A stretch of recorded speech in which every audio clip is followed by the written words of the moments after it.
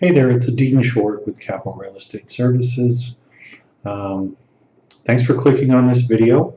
The purpose of this video is to help you understand how exactly to use our online tutorial.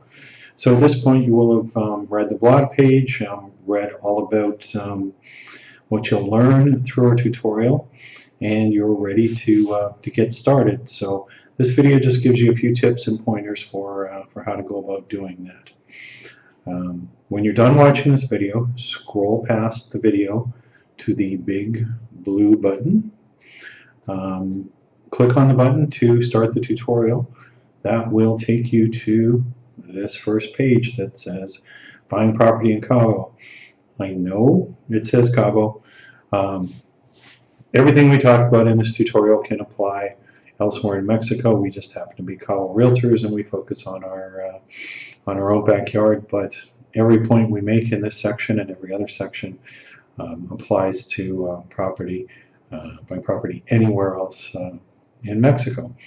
So once you're here, scroll through this section, take on board all the advice, and then when you get to the bottom of the page, you'll find this big blue push button, and you hover over it and click, takes you to the next page in the tutorial, which is home financing.